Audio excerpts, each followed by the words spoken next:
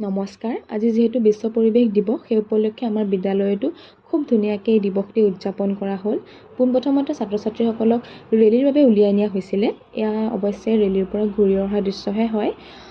Rally কৰি থকাৰ মাজতে তেওঁলোকে যিহেতু আজি চাৰিআলিতো এখন পৰিৱেশ পৰিচ্ছন্নতাৰ আৰু বৃক্ষৰোপণৰ সজাগতাৰ ক্ষেত্ৰত এখন বাটৰ নাটো প্ৰদৰ্শন কৰি থকা হৈছিলে।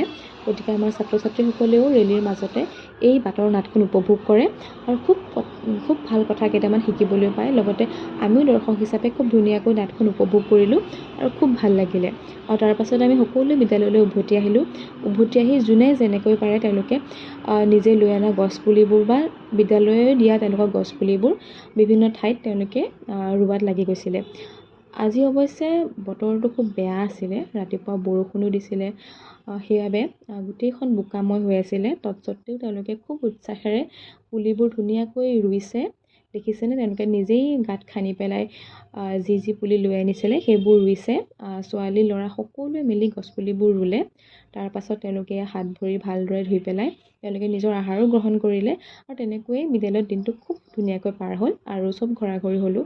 তাৰপিছত ঘৰলৈ আহি নিজেও এটা পুলি নোৰুলে হ'ব জানো, সেইবাবে মই নিজেও এটা নিমৰ পুলি ঘৰৰ ওচৰতে এনেকৈ মই ৰোপণ কৰিলোঁ আৰু পানী অলপমানো দিলোঁ। পানী নিদিলেও হয় এতিয়া অৱশ্যে, যিহেতু বৰষুণো দিয়ে আছে এইকেইদিন। তাৰপিছত মই ৰোৱা গছপুলিজোপা ওচৰতে কেইজোপামান আগতে ৰোৱাই হৈ আছে। চাওকচোন, এই কেইজোপা গছ ৰুই থোৱা হৈছে। আচলতে মই নামকেইটা নাজানো বাৰু কি হয় নামকেইটা, অকণমান দেখুৱাই দিলোঁ আপোনালোককো। আৰু তেনেকৈয়ে আজি দিনটো পাৰ হ'ল, খুব ভাল লাগিলে। আৰু এয়া দুখনমান ফটো আজি স্কুলত উঠা, তাকে দেখুৱালোঁ। ধন্যবাদ।